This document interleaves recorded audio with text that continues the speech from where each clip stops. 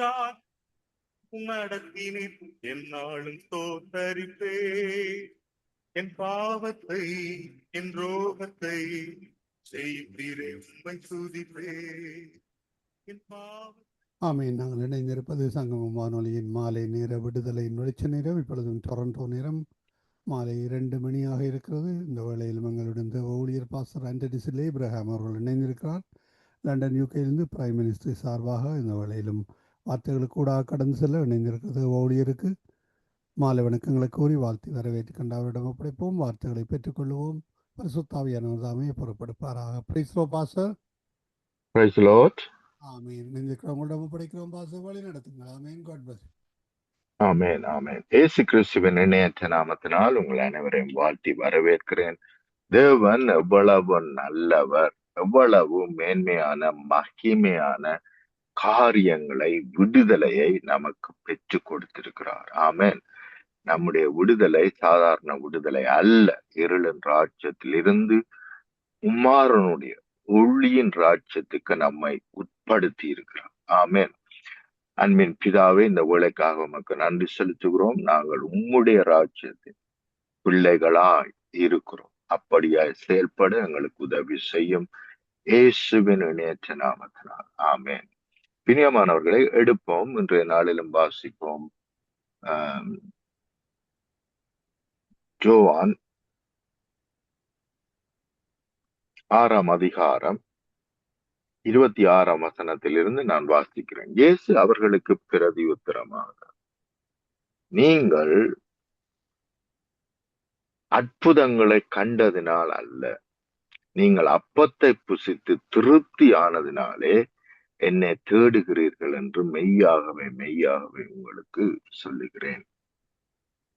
அப்ப கவனியுங்கள், தேவனிடத்திலே என்னத்துக்காக நாங்கள் வருகிறோம் என்பது மிக மிக அவசியம். அனுதினமும் நாங்கள் என்னத்துக்காக ஜெபிக்கிறோம் என்பது மிக மிக அவசியம்.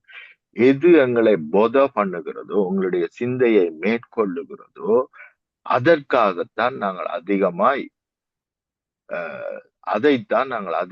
சிந்திப்போம். அதைத்தான் செய்து முடிப்பதற்காக அதிகமாய் பிரயாசப்படுவோம்.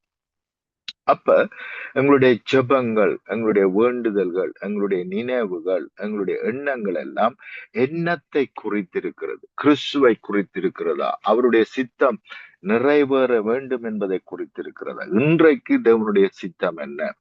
இன்றைக்கு தேவனுடைய சித்தமாய் நான் என்ன செய்ய வேண்டும்? தேவன் இன்றைய நாளிலே என்னத்தை எனக்கு சொல்ல விரும்புகிறார்? எந்த இடத்திலே நான் சத்தியத்தை சொல்ல வேண்டும்? எந்த இடத்திலே என்னுடைய சாட்சியை நான் பகர வேண்டும்? பிரியமானவர்களே, இவைகள் நம்மை மேற்கொள்ள முடியாது. எப்பொழுதென்றால் இவைகளை குறித்து நாங்கள் சிந்திக்காமல், இவைகளை குறித்து நாங்கள் பிரயாசப்படாமல், இவைகளை குறித்து எங்களுக்கு பசி தாகம் இல்லாமல் இருந்தால் நாங்கள் இவற்றில் செயல்பட முடியாது. தேவனுடைய சித்தம் நான் செய்ய வேண்டும் என்பது என்னுடைய பசியா, என்னுடைய தாகமாய் இருக்க வேண்டும். இன்னொரு விதத்திலே சொன்னால், அதுதான் என்னுடைய மெயின் ஆகாரம், அதுதான் என்னுடைய முதன்மையான தண்ணீரும் ஆகாரமுமாக இருக்க வேண்டும். மாமிசத்தை போஷிப்பது அல்ல, மாறாக ஆவியை போஷிப்பது, தேவன் நமக்கு கொடுத்த ஆவியின்படி கிரியை செய்வது, அதுதான் முக்கியம். நம்முடைய மாமிசத்தின்படி நாங்கள் கிரியை செய்வோமானால் நாங்கள் தேவனுடைய சித்தத்தை நிறைவேற்ற மாட்டோம். மாமிசத்துக்காக நாங்கள் ஓடி ஓடி உழைப்போமானால், மாமிசத்தை திருப்திப்படுத்துவதற்காக, இந்த உலக வாழ்க்கைக்காக எங்களுடைய நேரங்கள், காலங்கள் எல்லாவற்றையும் நாங்கள் செலவழிப்போமானால் தேவனுடைய சித்தத்தை நாங்கள் நிறைவேற்றாதவர்களாயிருப்போம். இங்கே தெளிவாக பார்க்கிறோம், ஜனங்கள் தேவனை தேடுகிறார்கள், ஆனால் என்னத்துக்கு தேடுகிறார்கள் என்பது மிகவும் அவசியம். அப்ப நாம் ஒவ்வொருவரும் என்னத்தை நாங்கள் இந்த நாட்களிலே சிந்திக்க வேண்டும். என்னத்துக்காக நாங்கள் தேவனிடத்திலே வருகிறோம்? என்ன நோக்கத்துக்காக தேவனை தேடுகிறோம்? எங்களுடைய உலக பிரகாரமான ஆசீர்வாதங்களுக்காகவா, அல்லது அதை விட மேன்மையான மகிமையான ஆசீர்வாதமாய் இருக்கிற கிறிஸ்து அவர் நம் மூலமாய் வெளிப்பட வேண்டும் என்று விரும்புகிறாரே, அதை நிறைவேற்றும்படியா நாங்கள் பிரயாசப்படுகிறோம். நம் மூலமா இந்த உலகத்தை சந்திக்க வேண்டும், நம் மூலமா இந்த உலகத்தை விடுதலையாக்க வேண்டும், நம் மூலமாய் கிறிஸ்துதான் மெய்யான தேவன் என்பதை இந்த உலகத்துக்கு அற்புதங்கள் மூலமாய் அதிசயங்கள் மூலமாய் காண்பிக்க வேண்டும் என்பது தேவ சித்தம், தேவ திட்டம். உலகத்திலே இருளிலே இருக்கிற ஜனங்கள் விடுதலையாக்கப்பட வேண்டும் என்பது தேவ சித்தம், தேவ திட்டம். ஆமே. அப்ப அதை நிறைவேற்றும்படிக்காக நாங்கள் கிறிஸ்துவனிடத்திலே வருகிறோமா, அல்லது அனுதினமும் அவரை தேடுகிறோமா, அல்லது தொடர்ச்சியாக கவனிங்கள், இயேசு அவர்களுக்கு பிரதி உத்தரமாக, நீங்கள் அற்புதங்களை கண்டதினால் அல்ல, தேவனுடைய மகிமை, இன்னொரு விதத்திலே சொன்னால் தேவனுடைய மகிமை வெளிப்பட்டது. அவர் எல்லாவற்றையும் செய்ய வல்லவர், தேவன் சுகமாக்குற தேவன், தேவன் மரித்தவர்களையே எழுப்புகிற தேவன். ஆமென். முடவர்களை குணமாக்குற தேவன், கண் இல்லாதவர்களுக்கு, பார்வை இல்லாதவர்களுக்கு பார்வை அளிக்கிற தேவன்.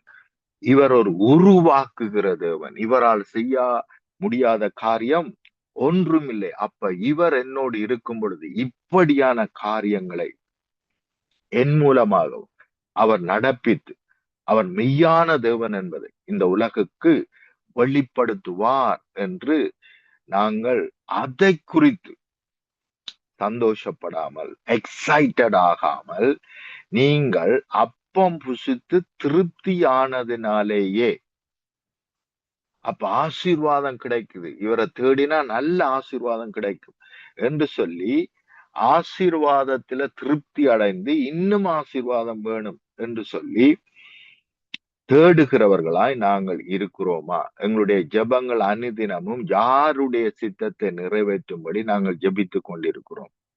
மாமிச சித்தத்தை நிறைவேற்றும்படியா, அல்லது தேவனை இந்த உலகத்துக்கு வெளிப்படுத்தும்படியா? தேவனுடைய வல்லமை வெளிப்பட வேண்டும், அதிசயங்கள் அற்புதங்கள் நம் மூலமாய், நம் ஒவ்வொருவர் மூலமாக வெளிப்பட வேண்டும் என்பது எங்களுடைய தீர்மானமாய் திட்டமாய் இருக்கிறதா என்பது மிகவும் அவசியம். கவனியுங்கள், இயேசு 27ஆம் வசனம், யோவான் 6ஆம் அதிகாரம் 27வது வசனம், அழிந்து போகிற போஜனத்திற்காக அல்ல, அல்ல, நித்திய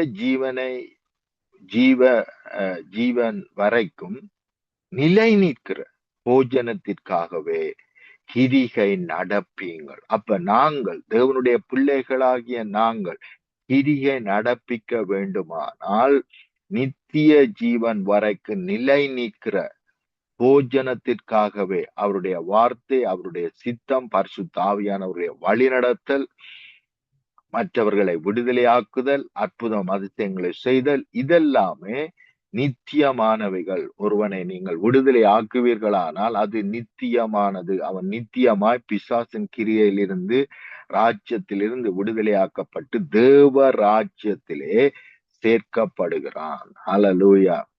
பிரியமானவர்களே, பரலோகத்திலே பெரிதான ஒரு மகிழ்ச்சி வர வேண்டுமானால் நாங்கள் அதிகமாய் ஆராதனை செய்வதனால் அல்ல, நாங்கள் அதிகமாய் ஜெபம் பண்ணுவதனால் அல்ல. ஜெபம் நல்லது, பண்ணுங்கள், ஜெபம் கண்டிப்பாய் பண்ண வேண்டும். நான் அதிகமாய் ஜெபம் பண்ணுகிறேன், பண்ணுங்கள்.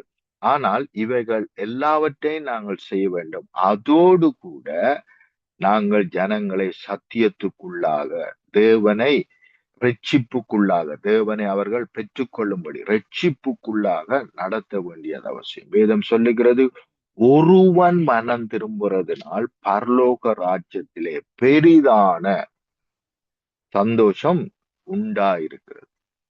ஒருவன் மனம் திரும்புறதுனால். அப்ப பரலோக ராஜ்யம் ஒருவனுடைய மனம் திரும்புதலை கொண்டாடுகிறது. அப்ப பாருங்க, பரலோக ராஜ்யம், அதாவது வெளியேறப்பெற்ற ஒரு ராஜ்யம், இந்த உலகத்தில் இருக்கிற எல்லா ராஜ்யத்தை பார்க்கலும் மேன்மையான மகிமையான ஒரு ராஜ்யம் பரலோக ராஜ்யம். அந்த பரலோக ராஜ்யமே சந்தோஷப்படுகிறது ஒருவன் மனம் திரும்புவதனால், ரட்சிக்கப்படுவதனால். அப்ப பரலோக ராஜ்யம் ஒருவனை குறித்து எப்படி பார்க்கிறது? வெளியேற பெற்றவனாய் பார்க்கிறது. நாங்கள் அநேக வேளைகளிலே கடந்து செல்கிறோம், walk பண்ணுகிறோம், எத்தனையோ பேரை சந்திக்கிறோம், எத்தனையோ பேரை பார்க்கிறோம். அவர்கள் எல்லாம் தங்களுடைய பிரச்சனைகளை அனுதினமும் நம்மோடு பேசிக்கொண்டுதான் இருக்கிறார்கள். ஆனால் நாங்கள் வாயை துறந்து தேவன் உங்களை ரட்சிக்கிறவராயிருக்கிறார், மீட்கிறவராயிருக்கிறார், இந்த பிரச்சனையிலிருந்து இயேசு உங்களை விடுதலையாக்குவார், அவர்தான் மெய்யான தேவன், நான் இப்பொழுதே உங்களுக்காக ஜெபிக்கிறேன், இப்பொழுதே அற்புதம் நடக்கும் என்று அவரை நம்பி சொல்லி பாருங்கள். அந்த இடத்திலே அற்புதம் நிச்சயமாய் நடக்கும். ஆமென். ஆனா நம்ம நம்புறபடினா, நான் சொன்னா நடக்கும் என்று நம்மை நம்புறபடியினால் தான் அது நடக்காமல் இருக்கிறது. ஆனால் அவரை நம்பி சொல்லி பாருங்கள், நிச்சயமா அற்புதம் நடக்கிறதா இருக்கிறது. என்றைக்கு ஒரு நாள் நடக்கும் என்று விசுவசிக்காமல் நீங்கள் எந்த நிமிஷம் வார்த்தையை ரிலீஸ் பண்ணினீர்களோ அந்த நிமிஷமே அது மேற்கொள்ளுகிறது. இது அவருடைய வார்த்தை, நீங்கள் அவருக்காக பேசுகிறீர்கள். அவர் சொன்னபடியினால் அவருக்கு கீழ்ப்படிந்து நீங்கள் மற்றவர்களுக்கு சுவிசேஷத்தை அறிவிக்கிறீர்கள்.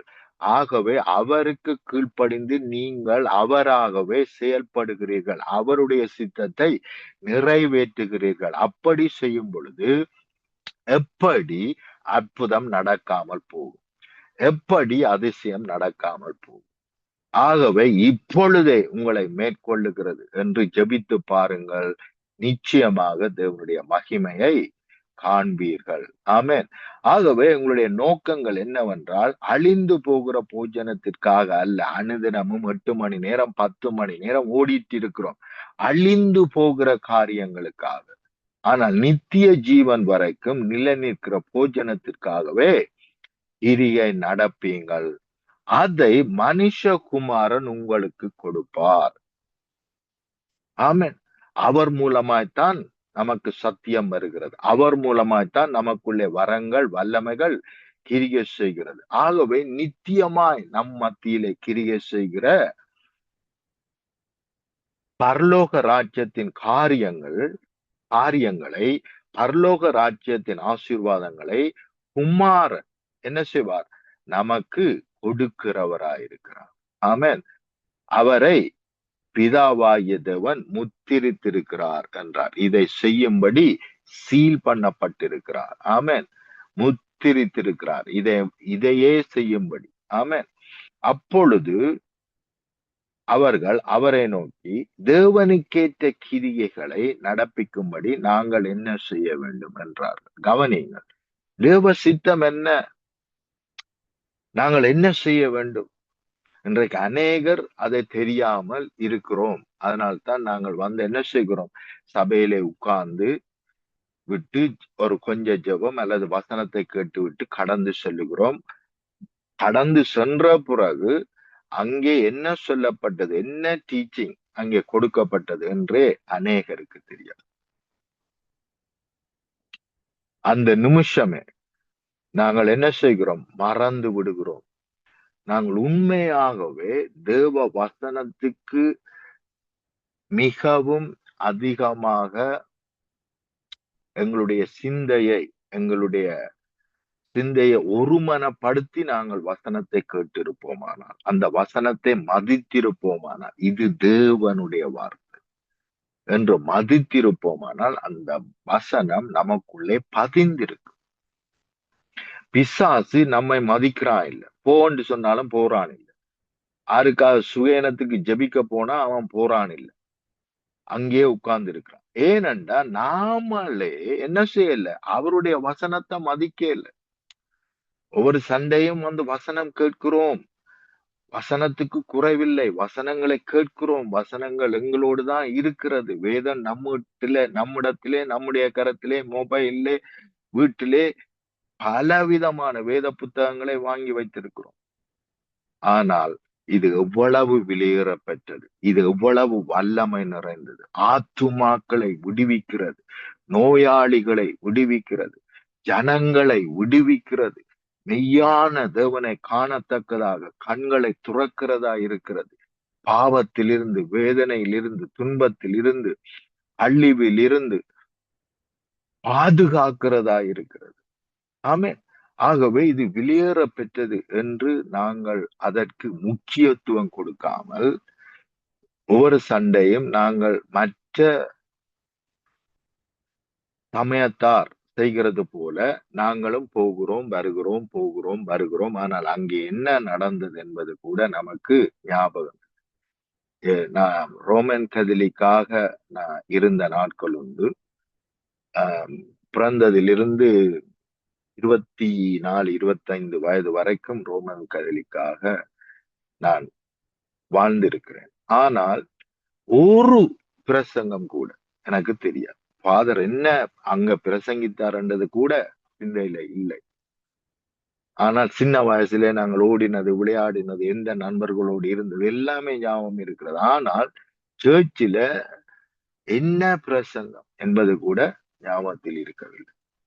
அப்படியாக வாழ்ந்திருக்கிறோம். ஆனால் தயவு செய்து சீரியஸா தேவனுடைய வசனத்துக்கு இந்த உலகத்துல நாங்கள் இச்சிக்கப்படத்தக்கதொன்றும் அவருடைய வசனத்துக்கு நிகர் இல்லை. நீதிமொழிகள் 3ஆம் அதிகாரத்தை தயவு செய்து மறுபடியும் மறுபடியும் மறுபடியும் படியுங்க. இச்சிக்கப்படத்தக்க எதுவுமே அவருடைய வார்த்தைக்கு நிகரானது அல்ல. அந்த வார்த்தை தான் நம்மை உயிர்ப்பிக்கிறது. அந்த வார்த்தை தான் நமக்கு நீடிய ஆயுளை கொடுக்கிறது. அந்த வார்த்தை தான் நமக்கு சமாதானத்தை, சந்தோஷத்தை கொடுக்கிறது. அந்த வார்த்தையை அனுதினமும் தியானிக்கும் பொழுது, யோசுவா 1ஆம் அதிகாரம் 8ஆம் வசனம் வாசிக்கும் பொழுது, அனுதினமும் தியானிக்கும் பொழுது, you will have good success. பிசாசு மேற்கொள்ள முடியாது. You will have good success என்று வேதம் சொல்லுகிறது. ஆகவே தேவனுடைய வசனத்தை அதிகமாக தியானிக்க வேண்டும். அதற்கு மதிப்பு கொடுத்து நாங்கள் செயல்பட்டால் பிசாசு நம்மை மதிக்கும். நாம் சொல்லுகிறதை கேட்டு ஓடிப்போம். பிசாசு உள்ளத்துல என்ன நினைப்ப, இவனே என்ன செய்யறான், இல்ல கடவுள் கடவுள்ன்னு சொல்றான், ஆண்டவர் ஆண்டவர்ன்றான். ஆனா இவன் தான் இவனுக்கு ஆண்டவரா இருக்கிறான். அவர் சொல்ற எதையுமே கேட்கிறான் இல்ல. ஆனா இவன் என்ன துரத்தை பாக்குறான். இவனுக்கு எங்க அதிகாரம் இருக்கு? தேவனோடு ஒரு இணைப்பு இல்ல, ஒரு கனெக்ஷன் இல்ல. தேவ வசனத்தோடு ஒரு இணைக்கப்படாமல், ஒரு தொடர்பை ஏற்படுத்தி கொள்ளாமல், அந்த வசனத்தின்படி வாழாமல் இருக்கும் பொழுது பிசாசு எதிர்த்து நிற்பான். அதனால்தான் வேதம் சொல்லுகிறது, அதாவது தேவனை சார்ந்து பிசாசுக்கு எதிர்த்து நில்லுங்கள், தேவனுக்கு கீழ்ப்படிந்து பிசாசுக்கு எதிர்த்து நில்லுங்கள். அப்ப தேவனுடைய வார்த்தையின்படி நாங்கள் கீழ்ப்படிந்து அவனை எதிர்த்து நிற்கும் பொழுது அவன் ஓடி போகிறான். அல்லேலூயா. அப்படி இல்லாமல் அவனை எதிர்க்கும் பொழுது அவன் என்ன செய்கிறான்? நிறைய பேரை சேதப்படுத்துகிறான். நிறைய பேர் ஜெபிக்க போய் அவைகளுக்கே நிறைய சுயயினம், அவைகளுக்கே நிறைய அட்டாக், இதெல்லாமே நடக்கிறது. ஏனென்றால் நாங்கள் தேவ வசனத்துக்கு முக்கியத்துவம் கொடுக்காமல், அதை மதிக்காமல், வார்த்தை தேவனாக இருக்கிறது. ஆமென். அதை மதிப்போமானால் நிச்சயமாக அதை இந்த உலகத்தில் இருக்கிற எல்லா ஆசீர்வாதங்களை பார்க்கிலும் மேன்மையாக, பொக்கிஷமாக எங்களுடைய உள்ளத்திலே நினைவுபடுத்திக் கொண்டே இருப்போம். ஒருவருக்கு பொக்கிஷம் இருந்தால் அவர் எப்பொழுதும் அதை நினைத்துக் கொண்டே இருப்பார். அப்படியாக நாங்கள் செயல்படுவோம். கவனியுங்கள் 28வது வசனம். அப்பொழுது அவர்கள் அவரை நோக்கி, தேவனுக்கேற்ற கிரியை நடப்பிக்கும்படி நாங்கள் என்ன செய்ய வேண்டும்? இன்னொரு விதத்திலே சொன்னால், தேவனுடைய சித்தம் என்ன எங்களுடைய வாழ்க்கையை குறித்து? இயேசு அவர்களுக்கு பிரதி உத்தரமாக, அவர் அனுப்பினவரை நீங்கள் விசுவாசிப்பதே தேவனுக்கேற்ற கிரிகையாய் இருக்கிறது என்றார். அப்ப இந்த வசனத்தை நாங்கள் புரியாமல் இருக்கிறோம் பிரியமானவர்களே. இது மேன்மையான ஒரு வசனம். என்னென்றால், அவரை விசுவாசிப்பது. அவரை விசுவாசிக்கிறவன் பாவம் செய்யான். அவரை விசுவாசிக்கிறவன் தன்னுடைய சுய கிரியை செய்யான். அவரை விசுவாசிக்கிறவன் அவருடைய வார்த்தையின்படியே செய்வான். அவரை விசுவாசிக்கிறவன் அவர் செய்கிற கிரியையையும் செய்வான், அதை விட பெரிய கிரியைகளையும் செய்வான். அல்லேலூயா. ஆனால் நாங்கள் என்ன நினைக்கிறோம்? அனுப்பினவரை விசுவாசிக்கிறதே தேவனுக்கேற்ற கிரியா இருக்கிறது என்றார். என்றோன்னு ஆமா நாம இயேசுவை விசுவசிக்கிறோம் தானே, ஆகவே நாங்கள் ஓகே என்று நாங்கள் நினைக்கிறோம். ஆனால் நாங்கள் விசுவாசிகள் என்று சொல்வோமானால் விசுவாசிகள் எப்படி செயல்பட வேண்டும் என்று இயேசு நமக்கு கற்றுக் கொடுத்திருக்கிறார். ஆமென். அந்நிய சத்தத்தை கேட்டால் என்ன செய்யும்? அவருடைய ஆடுகள் ஓடிப்போ, அங்க உட்கார்ந்து இருந்து பேசிட்டு இருக்காது, நேரத்தை வீணடிக்காது. நேரம் மிக மிக மிக முக்கியமான ஒரு காரியம். தேவன் அதை கொடுத்திருக்கிறார், அதற்கு நாங்கள் கணக்கு கொடுக்க வேண்டும். அப்ப தேவையில்லாத காரியங்களை உட்கார்ந்திருந்து பேசக்கூடாது. தேவனுடைய சித்தம் என்னவோ அதை மாத்திரம் நாங்கள் பேச வேண்டும். சோத்துக்கும் சோத்திரத்துக்கும் மாத்திரம் வாயை திறக்க வேண்டும், மற்ற எதுக்கும் திறக்க கூடாது. ஹல்லேலூயா.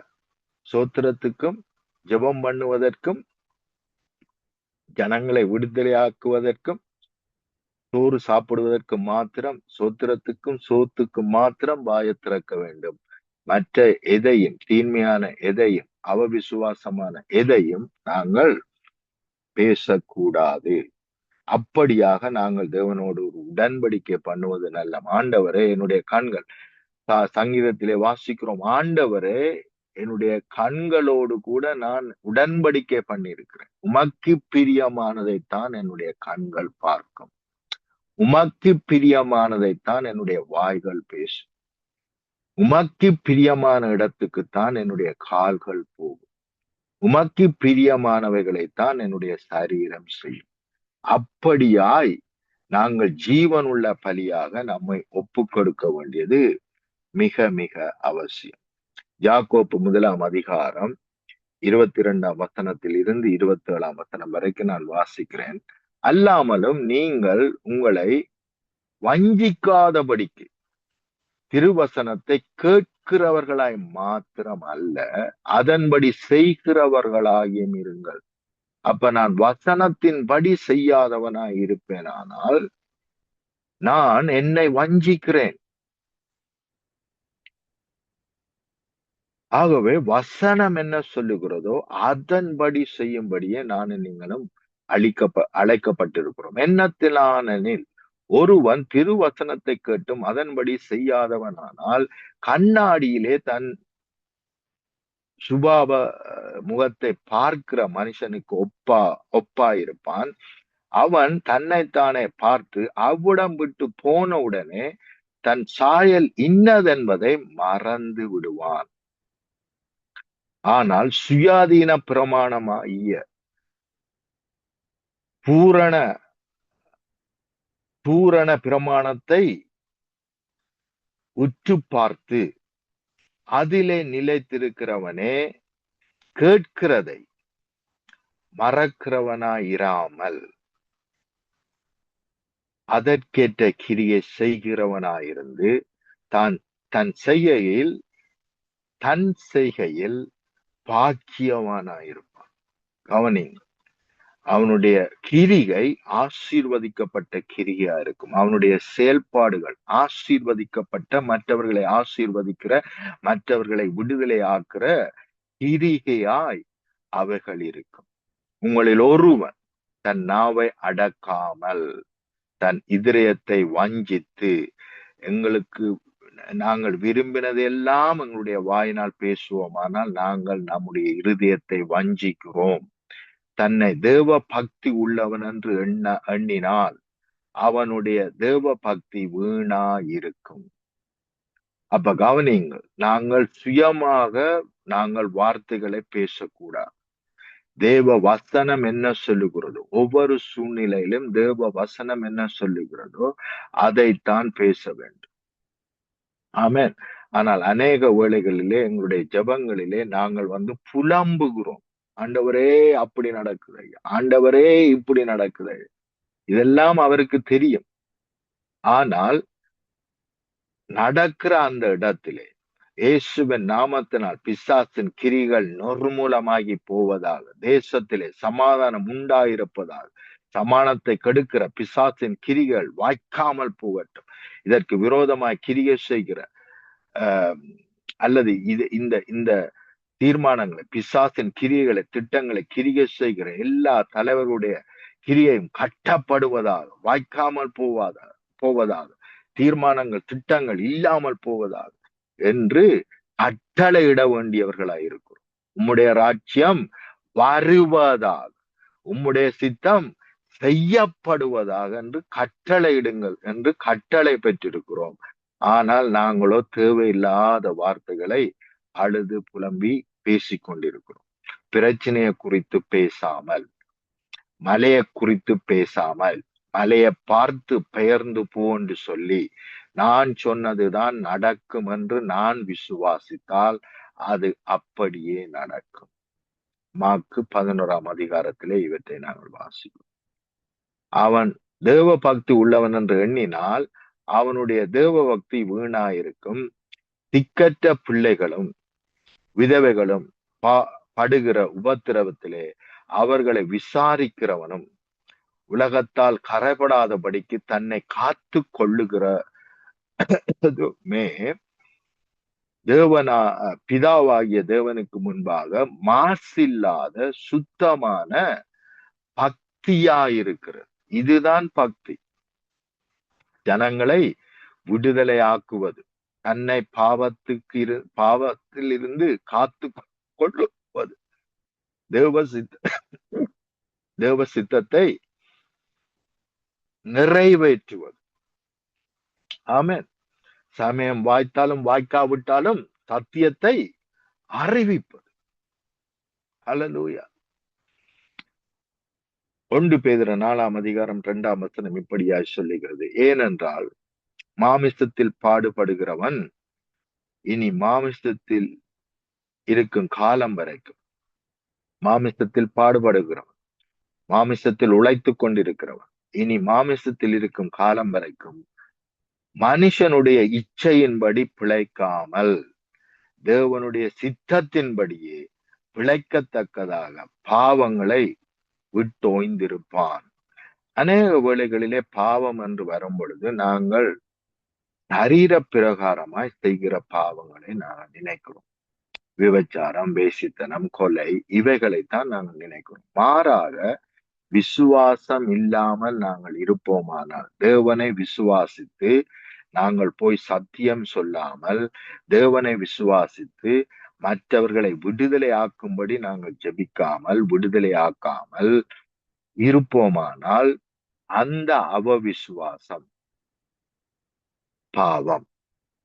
விசுவாசத்தினால் வராதது எல்லாம் பாவம். தீய நோக்கம், என்னுடைய சுய இச்சையை நிறைவேற்றுவது தேவ நோக்கம் அல்ல, அது தீய நோக்கம். தீய நோக்கம் பாவம். மாத்திரமல்ல, தேவனுடைய சித்தம் செய்யாமல் இருப்பது. உனக்கு செய்ய திராணி இருந்தும் நீ நன்மை செய்யாவிட்டால் மிச்சத்தை நான் சொல்ல விரும்பல. நன்மை செய்யாவிட்டால் அது தேவனுக்கு பிரியமான காரியம் அல்ல. அப்ப கவனிங்கள், நமக்கு செய்ய திராணி இருந்தும் நன்மை செய்ய வேண்டிய இடத்திலே நாங்கள் செய்ய வேண்டியது அவசியம். ஒருவன் வந்து நம்மிடத்திலே பிரச்சனையை சொல்லுவானால் தேவனே நம்மிடத்திலே அவனை அழைத்து வருகிறார். ஆகவே அந்த இடத்திலே இயேசு கிறிஸ்து மெய்யான தேவன். அவர் நிச்சயமாக உன்னை நேசிக்கிற தேவன், உண்மை உள்ள தேவன். அவர் நிச்சயமாக உன்னை இன்றைக்கே விடுதலை ஆக்குவார். நான் உனக்காக ஜெபிக்கிறேன் என்று நாங்கள் ஜெபிப்போமானால் தேவனுடைய மகிமையை காண்போம். ஆமென். அனுதினமும் எனக்கு எத்தனையோ சாட்சிகள் வருகிறது. ஏனென்றால் நான் அநேகருக்காக ஜெபித்துக் கொண்டிருக்கிறேன். என்னிடத்திலே ஜெபத்துக்கென்று அநேகர் டெலிபோன் பண்ணி என்ன செய்கிறார்கள், கேட்கிறார்கள். அவர்களுக்காக ஜெபிக்கிறேன். உடனடியாக பதில்கள் வருகிறது. ஆமென். ஏனென்றால் தேவன் செய்து முடித்து விட்டார். நாங்கள் அவரை நம்பி வாயை துறந்து பேசினால் அற்புதம் நடக்கும். மலையை பார்த்து பேசு, அப்பொழுது தண்ணீர் வரும் என்றுதான் சொன்னார். மலைக்கு அடி என்று முன்னாடி சொல்லியிருந்தார், பின்னாடியோ பேசு என்று சொல்லுகிறார். அதே காரியத்தை மார்க்கிலே பார்க்கிறோம். பேசு, மலையை பார்த்து பேசு, அப்பொழுது அது பெயர்ந்து போகும். ஆமென்.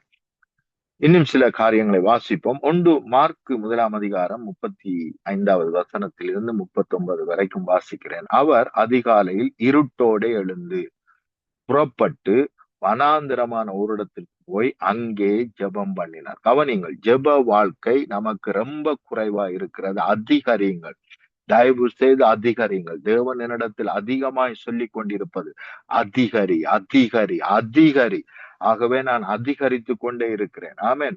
இப்பொழுதெல்லாம் என்னுடைய ஜெபம் 5 அவர் 6 அவர் 8 அவர் என்று போய்கொண்டிருக்கிறது. அப்படியாக நாங்கள் அதிகரிக்க வேண்டும். வனாந்திரத்திலே ஜெபம் பண்ணினார். சீமோனும் அவனோடு இருந்தவர்களும் அவரை பின்தொடர்ந்து போய் அவரை கண்ட பொழுது, உம்மை எல்லோரும் தேடுகிறார்கள் என்று சொன்னார்கள்.